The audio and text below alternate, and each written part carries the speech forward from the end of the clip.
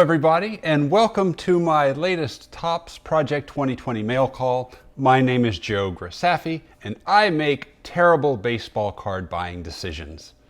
Just kidding, a little bit. I did buy too much during the bubble. If you've watched my other videos, you saw that I bought quite a few, too many Griffies, and the last video had my Ted Williams and Sandy Koufax cards that I bought. I bought 20 of each, which is probably 18 too many at this point. Chances are if I choose to sell them, I will sell them at a loss. But I'm going to hold for a while until I absolutely need the money because the future is uncertain. But one really great thing about Project 2020 to me is it renewed my interest in trading cards. Not just baseball, but trading cards in general. One of my all-time desired sets has been Mars Attacks from 1962, and I've never bought any until recently. It's a set that I became aware of in high school in the 80s, and at that time it was not terribly expensive, but when you're a cheapskate garage sale type collector, $500 for a set of cards is a lot of money. And over the years, I would think about it and I would look and go, oh, that's too much to spend now. But sorry, let me decline that. But I have renewed interest in that set. And I'll get to my point here in just a second. Project 2020 has renewed my interest in trading cards. The bubble, where we all overbought thinking we were going to be able to flip these things, burned a lot of us, myself included, and it's made me think twice about buying a lot of new cards. Now, when I look at the day's cards that Project 2020 offers, I think to myself, do I really want those, or would I be better off spending that money on a real vintage card? So recently I did not buy a couple of the Project 2020 cards, last week's cards.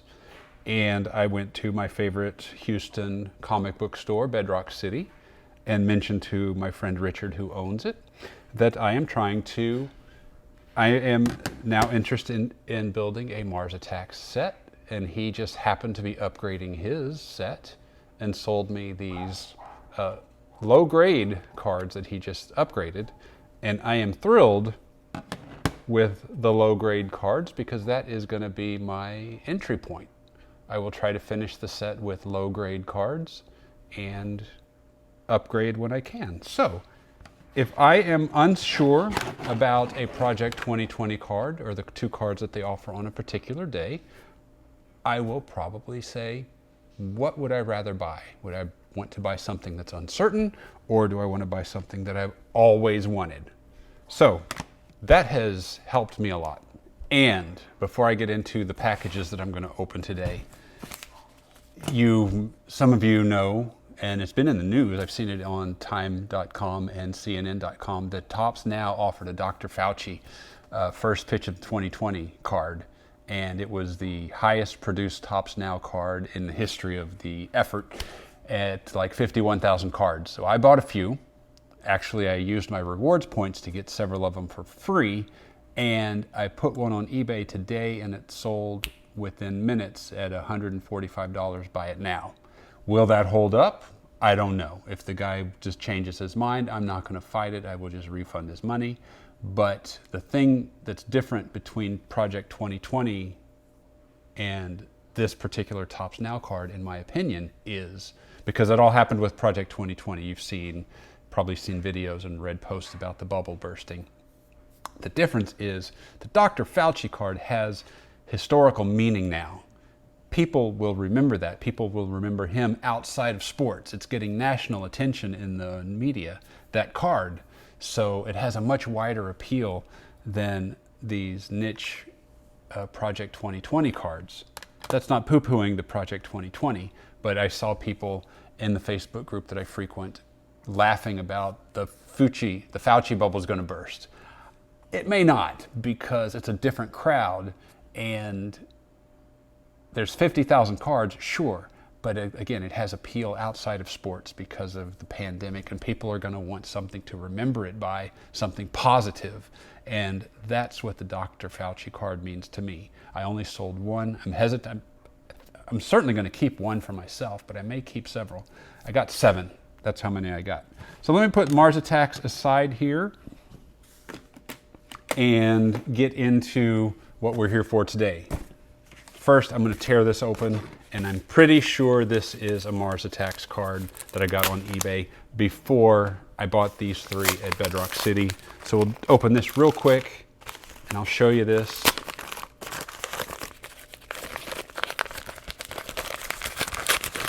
And, oh, he put it in cardboard.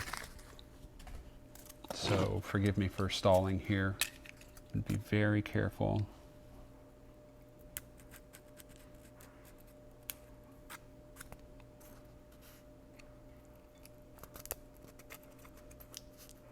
Hope I'm not damaging it. This is a low grade card. This is going to be a low grade card. I think I paid $13 for it, plus tax and shipping. Shipping was cheap. And there it is. Oh, Destroying the Bridge. See, I forgot which one I bought, and I almost rebought this one tonight. Great. Okay, there you go. This is, again, a low grade card based on the 3 that I bought at Bedrock City. I think this is about on par condition-wise, about a 2. 1.5 to 2.5, I would say. Anyway, there you go. Which camera can you see that better at? Got a lot of glare here. Still working on that part of my videos. Okay, enough of that. That's not why you're here. We're 7 minutes in and I haven't showed you any Project 2020. I'm going to fix that right now. Let's go right into this. This one arrived, did these arrive the same day? That had a bug on it. Yeah, that's right. These were both dropped off the same day. And I did see the FedEx guy just kind of, I heard the FedEx guy just kind of toss them to my front door. So I don't know if the damage in the box, the damage on the box here was caused from that. He was a little careless with it. And we're going to see very quickly if that affected the cards inside. I doubt it. Topps usually packs them pretty well. Lots of paper. Every card is in a box, and that box is in bubble wrap. Although I have read posts about people not getting the bubble wrap now, just plastic bags. Can you see this? Open it up here.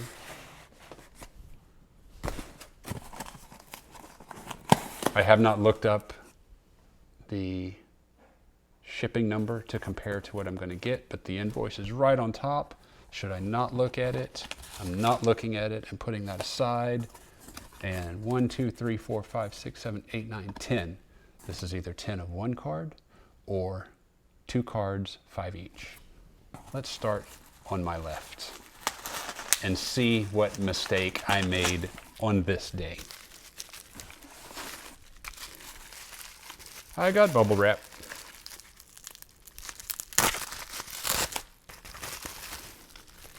Bubble wrap aside. You're going to see before I do. What did I get? What am I looking at? I can't see. I'm about to reveal it to myself. And it is, okay, Rivera. JK5's Rivera. Now, I appreciate artists. As a filmmaker, I consider myself an artist as well. This style, the JK5 style, no longer appeals to me. That's not to say that it's terrible. I just no longer care for this design in my collection. The Roberto Clemente was interesting because of the Star Wars. The Star Wars images that he hid in it. But this just does nothing for me. This does nothing for me. Although this one's very well centered. And I should mention about the Griffies that I bought, the 50 Griffies. The centering was actually pretty good in general. So Topps may be getting better now that we've got through that. but this is JK5, and this is card number 91 in the set. And hopefully I only got 5 each of these, but I have a feeling I got 10. But that is a nicely centered card. That's actually very, very well centered. So that could be a grading possibility. And I'm gonna grab the one on my right and see what we've got here. I'm hoping this is a different card. I'm trying not to look at the invoice that I have sitting on the table right there. I want to be surprised.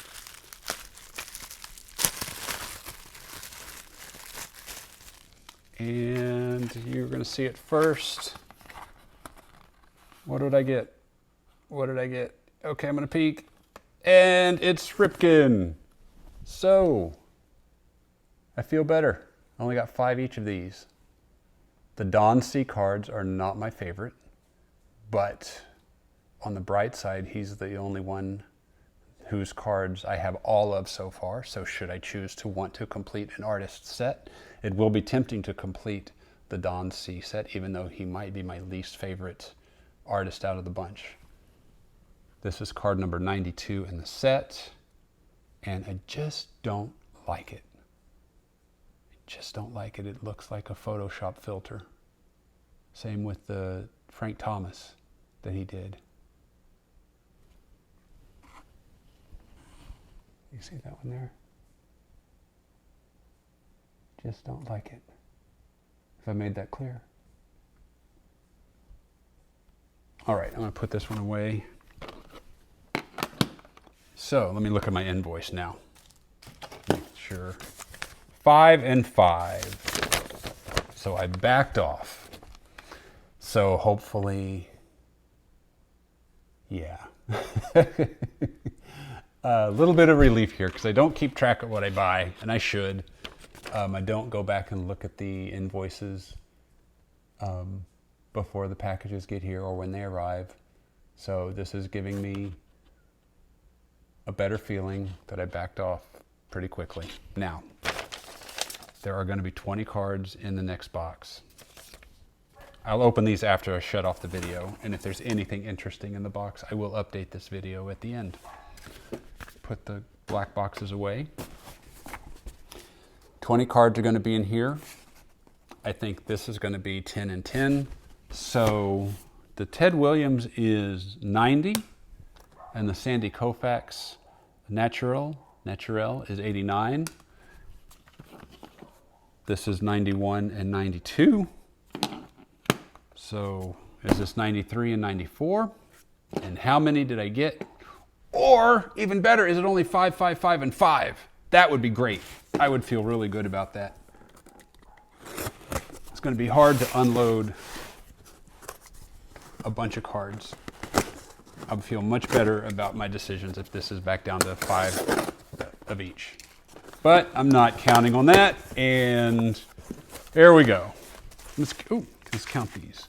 1, 2, 3, 4, 5, 1, 2, 3, 4, 5, 6, 7, 8, 9, 10, 11, 12, 13, 14, 15, 16, 17, 18, 19, 20. Let's see.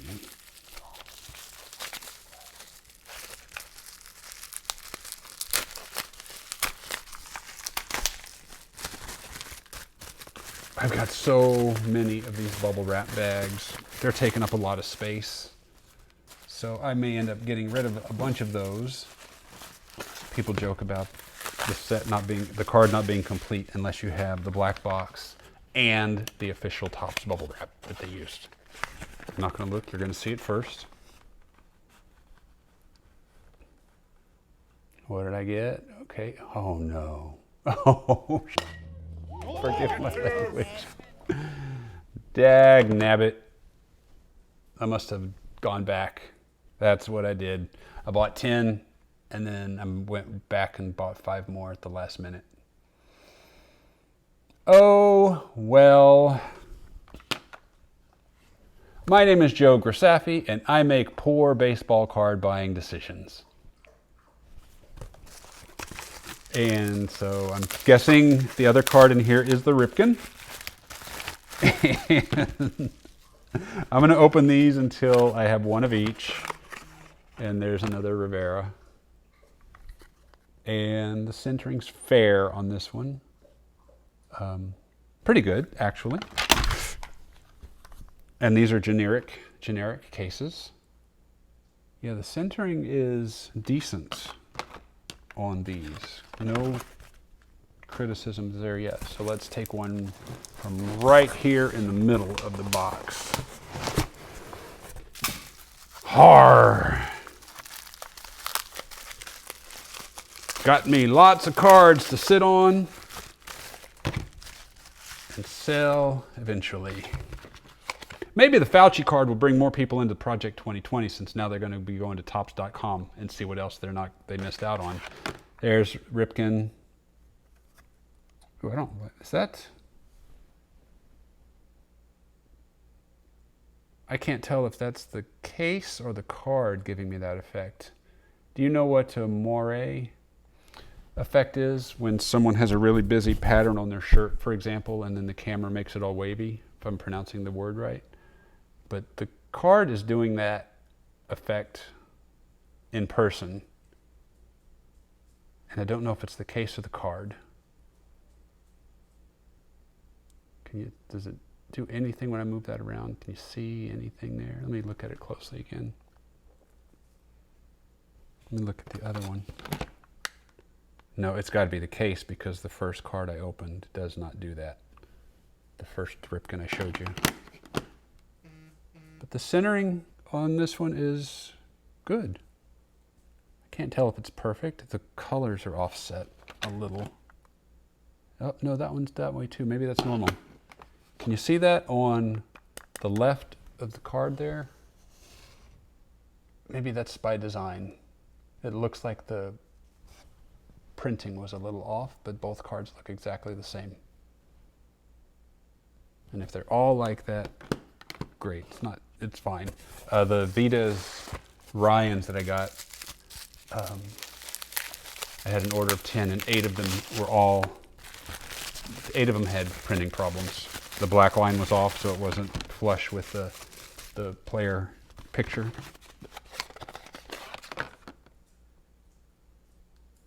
Okay, another Ripken. So this is going to be 10 and 10. I'm not going to bore you with the printed layer is off just like the other, so maybe that is by design. And since he was known as the Iron Man, obviously the card is designed to look like iron. Yeah, so there you go. Guys, thank you for watching and putting up with me while I do these things.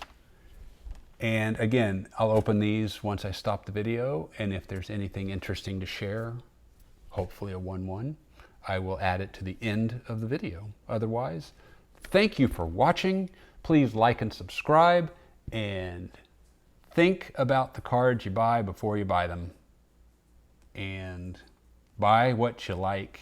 And I cannot recommend this set as an investment set at the moment. Now, before I wrap this up, the print runs, again, are dropping. They're considerably lower now, consistently below 5,000 with the occasional 6,000 to 8,000 print run. But we've had a couple in the 3,000 range and several in the 4,000 range in the past several days offerings. So, time will tell if those go up, but the bubble cards, it's very unlikely that these will have any resale value above retail, what we paid. And that's too bad, but that's the chance you take. And yeah, we got greedy. A bunch of us got greedy and thought we were gonna be able to flip these very quickly. That proved to be wrong, but I think in my last video I mentioned people are starting to do some creative things with them, and they're making a little money off the cards they overbought. And that also helps the collector community because it takes the mint cards off the market. When even Griffey, people are doing some unique things with Griffey. I saw one on eBay that sold for over $300. Someone had made it custom with the gold leaf lining. Now, they were very clear about it being a custom card, but we don't know if the buyer or the bidders caught that. So the seller was not being dishonest, in my opinion, but it's buyer beware with that type of stuff. So be careful out there when you're buying this stuff. And my recommendation at this point is buy the cards you like, whether it's the player or the artist, the design. That's what I'm doing now. I'm sitting out. If I don't like it, I sit it out. If I really like it, I may buy a 5-pack. If they go up, great. I can use those cards to trade for the ones I missed. But there you go. That's just my 2 cents. Thanks for watching. Please like and subscribe, and stay tuned for more videos in the next few days. Thank you. Bye. For it's 1, 2, 3 strikes, you're out at the old ball game.